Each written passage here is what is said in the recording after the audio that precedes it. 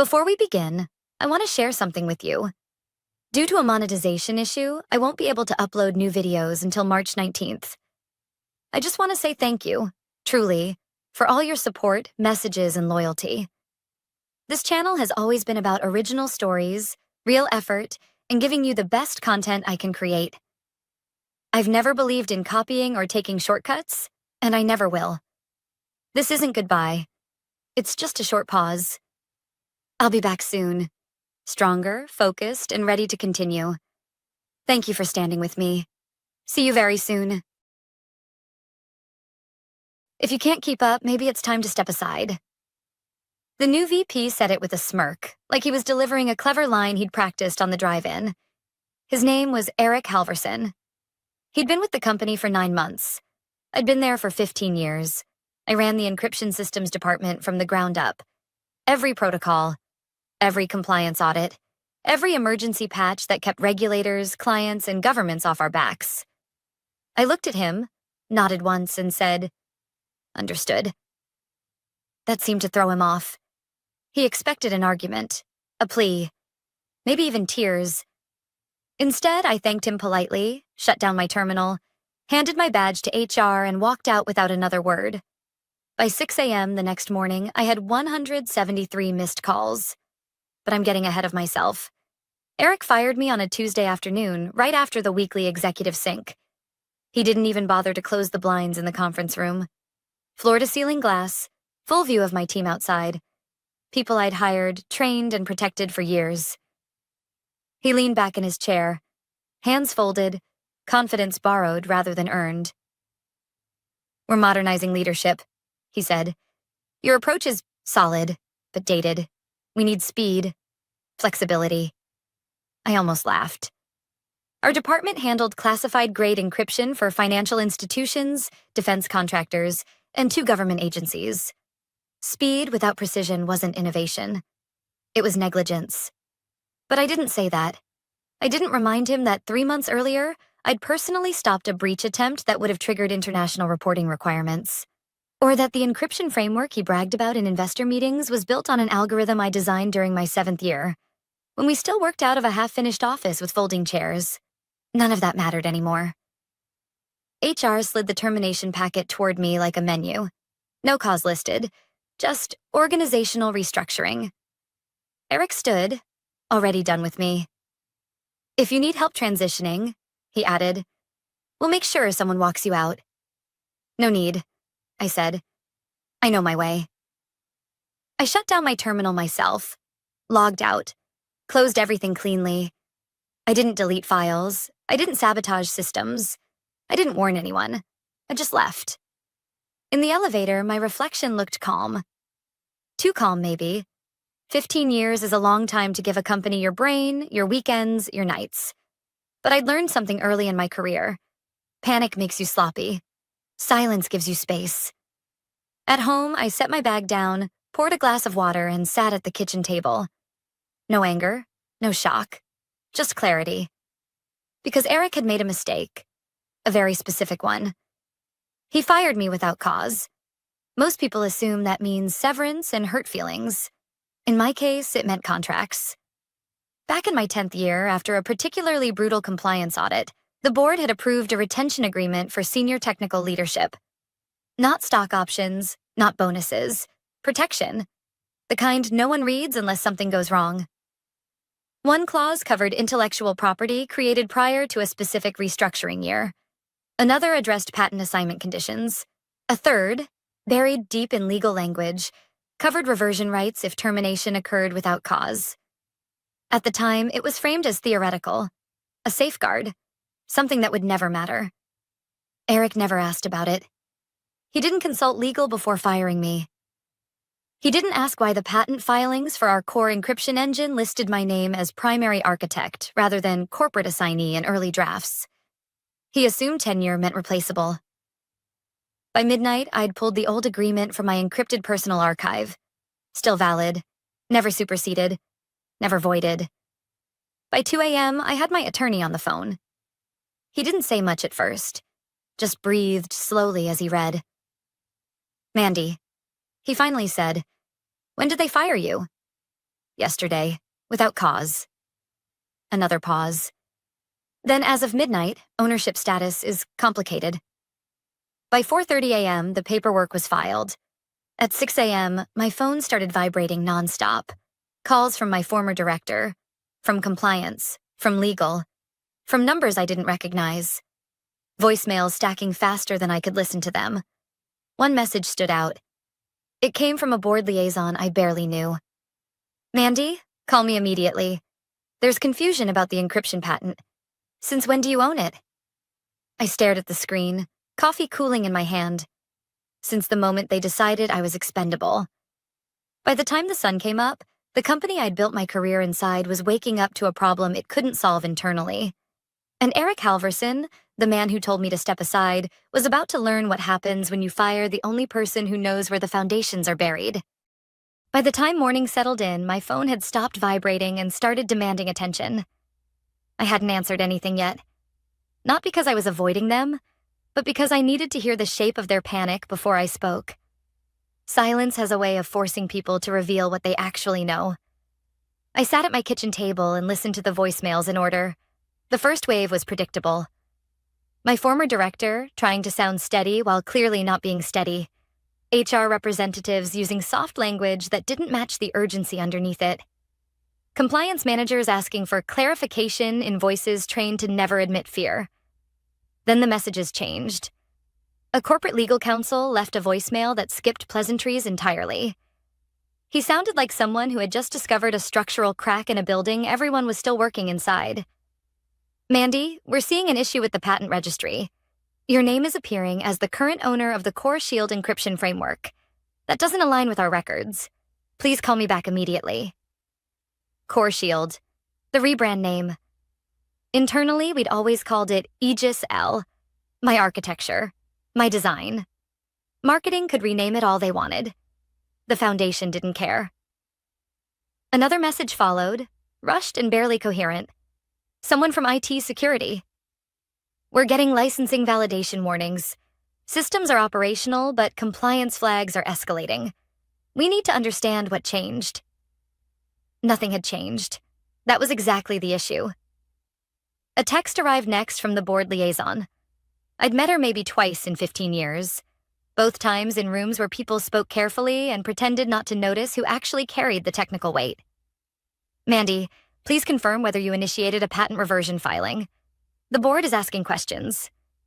I stared at the screen for a moment, then set the phone down and called my attorney. "They've realized," I said. "They were always going to," he replied. "Once legal checks the registry, it becomes impossible to contain. Encryption tied to regulated clients doesn't stay quiet." "Are we exposed anywhere?" "No," he said. "They're the ones exposed. Now they'll try to make you blink." I didn't. I returned exactly one call. Not HR, not legal. The board liaison answered immediately. "Thank you for calling back," she said. "We need to understand what's happening." "What part?" I asked. There was a pause, then a careful response. "The board was informed that ownership of the encryption patent appears to have reverted. They were not informed that your employment ended." That explained a lot.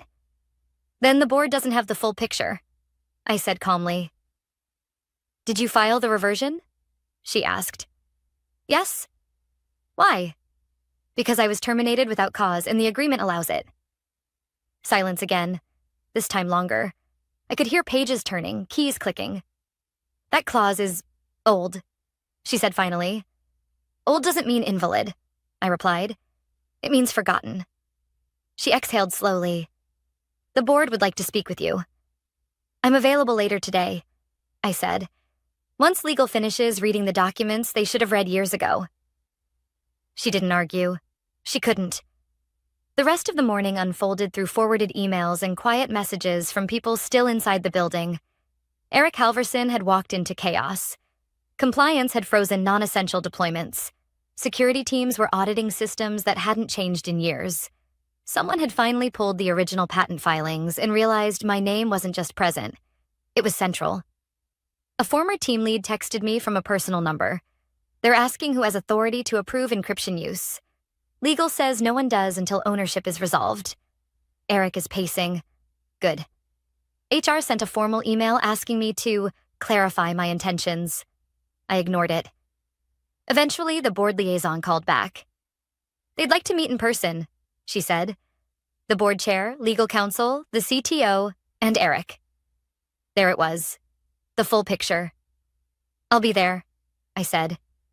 After we hung up, I sat in the quiet and let the situation settle. I didn't feel triumphant. I felt grounded. Running a department for 15 years teaches you something important. Systems don't respond to authority titles. They respond to permissions, contracts, and rules. Ignore those, and everything stops working. Eric had treated me like an outdated manager who could be replaced with a resume and a smile. But encryption doesn't work that way. Neither does ownership. Neither do contracts written to protect the company from exactly this kind of executive shortcut. By the time I stood up to get ready, the internal narrative had already shifted. I wasn't the former employee anymore. I was the issue, the kind no one could quietly smooth over. They didn't just fire the wrong person. They fired the only one who could legally authorize the system they were built on. The board didn't meet at headquarters. That alone told me how serious things had become. They chose a private conference suite in a business hotel downtown, the kind executives use when they don't want conversations overheard by assistants or recorded by internal systems. Neutral territory. Controlled access. No audience. When I arrived, legal counsel was already there, laptops open, documents spread across the table like evidence.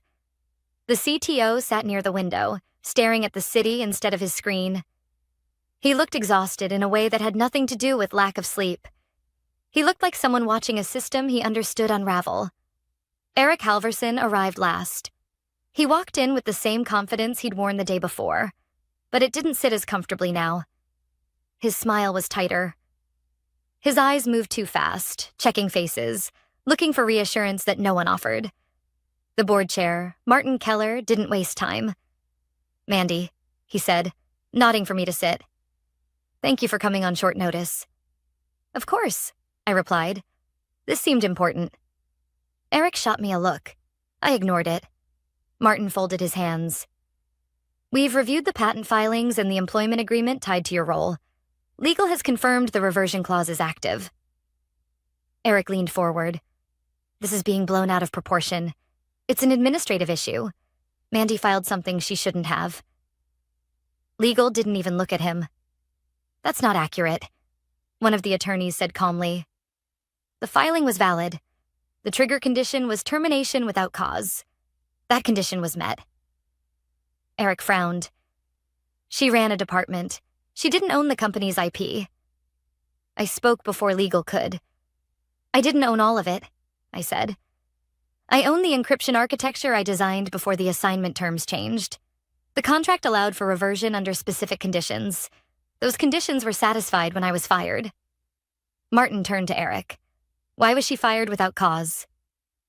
Eric straightened. "Leadership restructuring, performance alignment."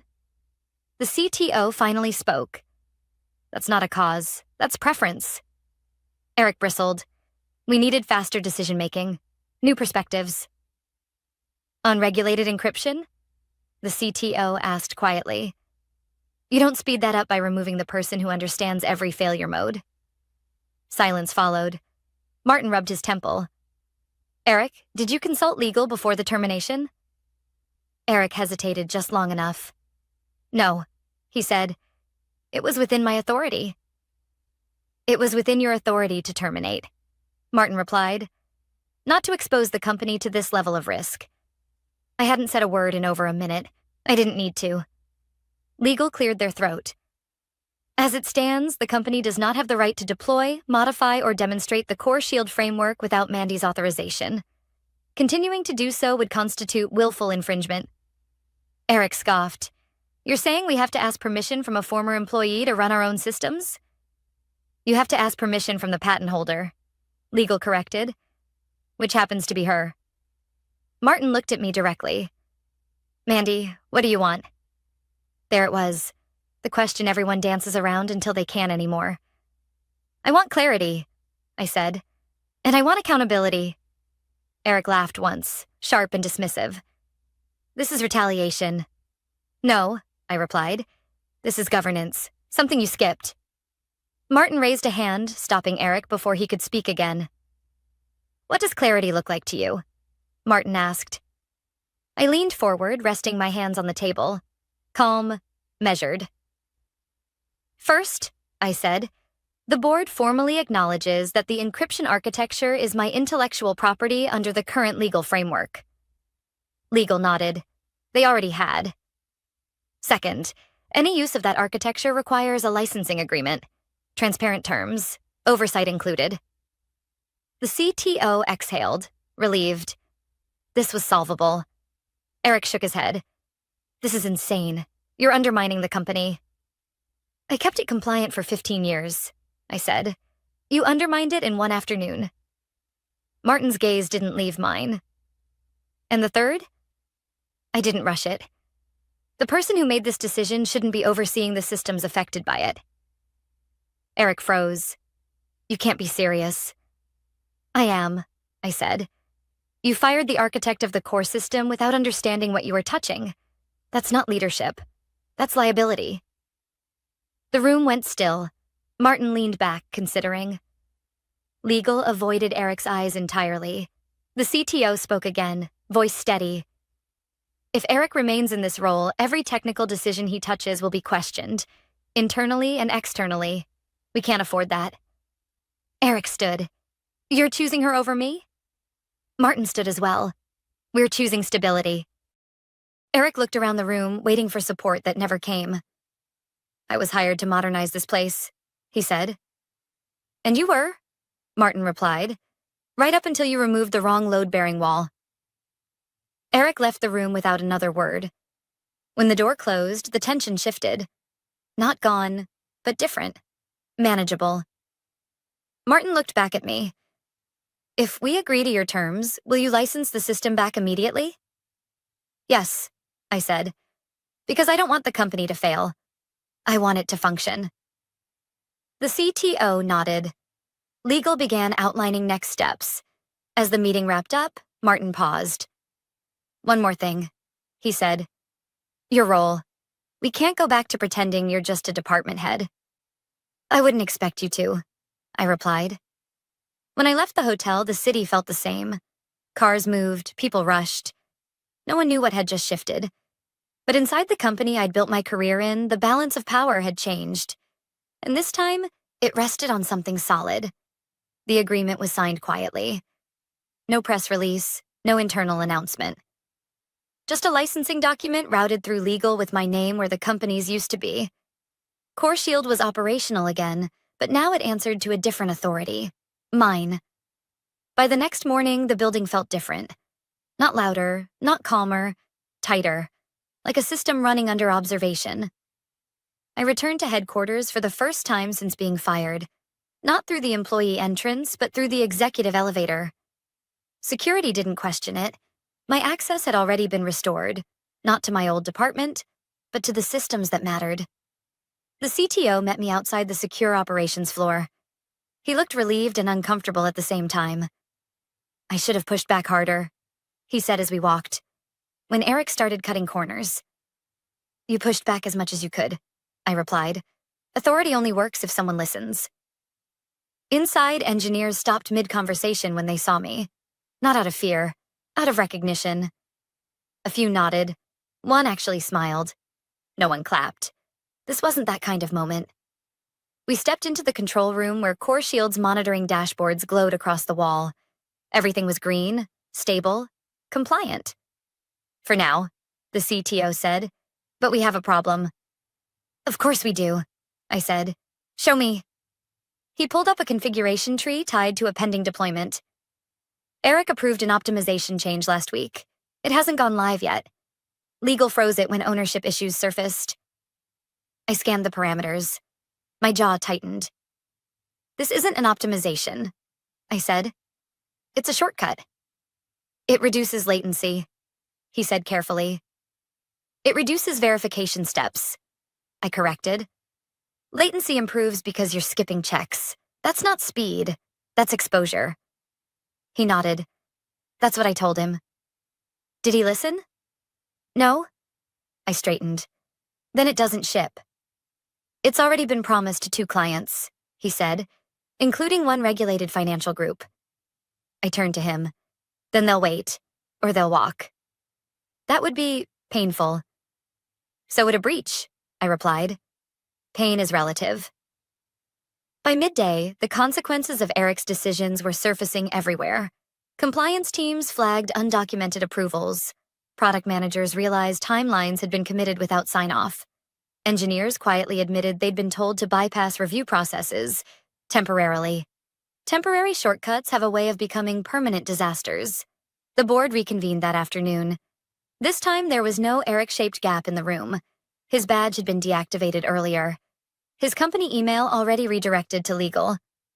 Martin addressed the room. We're not here to assign blame, he said, which everyone understood meant the opposite. We're here to restore control. He looked at me. Mandy, we need your assessment. I didn't sugarcoat it. You promoted speed without governance, I said. That works in consumer tech. It fails in encryption. The good news is the damage is contained. And the bad? One board member asked. You'll miss a quarter, I replied. Maybe 2. But you won't lose your licenses, and you won't lose trust. Silence followed, then nods. Martin exhaled. What do you need? Authority, I said simply. Clear authority. Oversight over encryption-related decisions. Not symbolic, actual. And reporting? He asked. I report to the board, I said. Not to product, not to marketing, not to anyone who benefits from pretending risk doesn't exist. The board didn't argue. The next few days were methodical. Systems reviewed, approvals reset, teams restructured, not dramatically, but deliberately. People who understood the work were put back in positions where their voices mattered. I didn't reclaim my old role. That role didn't exist anymore.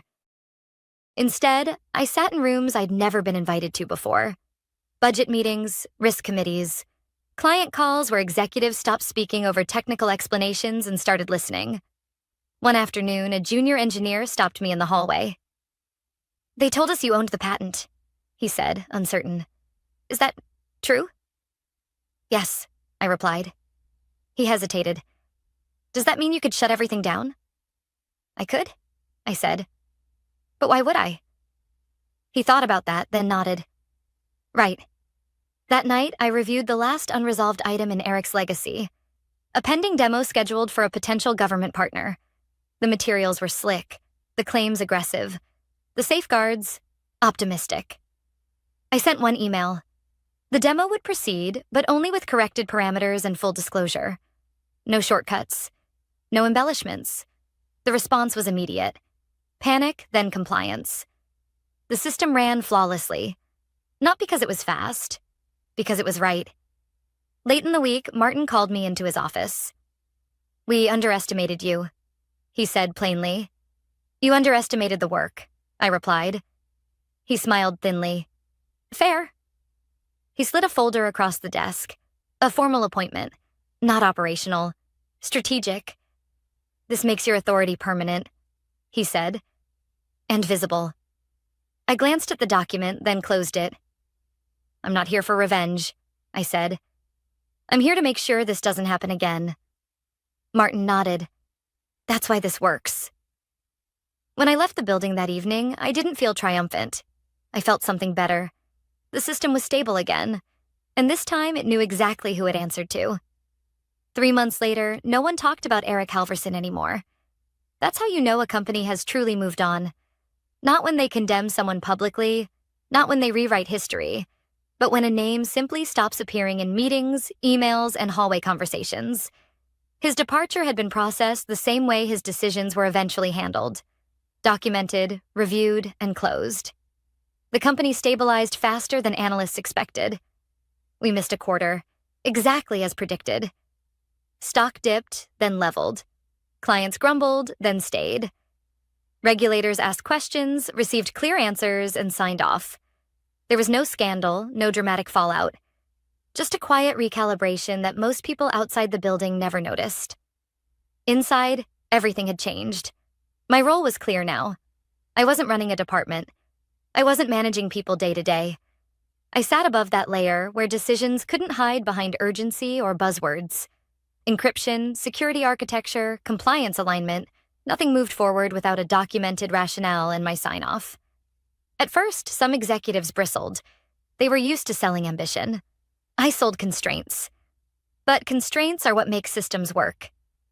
In meetings, I spoke less than most people. When I did speak, it was specific, measurable, tied to precedent or regulation.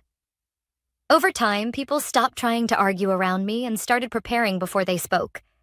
That was the real shift. One afternoon, the CTO joined me for coffee in the atrium downstairs. Not a meeting, just a pause between things. "You know," he said, "if Eric hadn't fired you, none of this would have happened." I stirred my cup. It was already happening. He just accelerated the reveal. He nodded. "Do you ever think about what would have happened if you'd fought him that day?" "Yes," I said. "I would have lost." He looked surprised. "You can't win inside a broken structure," I continued. "You can only expose it." By the end of the quarter, the board formalized a governance model that mirrored what we'd been doing informally. Technical authority was no longer subordinate to product timelines. Risk assessment wasn't a checkbox. It was a gate. Other departments took notice. I was invited to speak with teams I'd never interacted with before. Legal, M&A, even HR, who now consulted technical leadership before drafting executive contracts. Not because they wanted to, but because they'd learned what happens when they don't. One evening, as I packed up to leave, I passed the old conference room where Eric had fired me. The glass walls were the same. The table, too. Someone had replaced the chairs. I stood there for a moment, not out of nostalgia, but curiosity. I tried to remember how I'd felt walking out that day. I couldn't.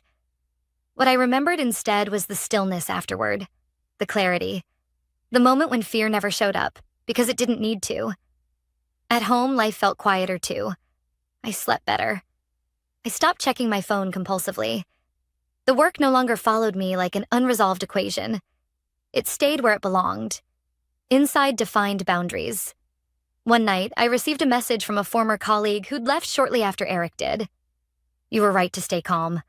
Watching it all from the outside, it finally makes sense." I typed back a simple response. Systems don't respond to emotion. They respond to structure. The board chair called me the following week. "We're revisiting leadership training," he said, "specifically around decision authority. Would you review the framework?"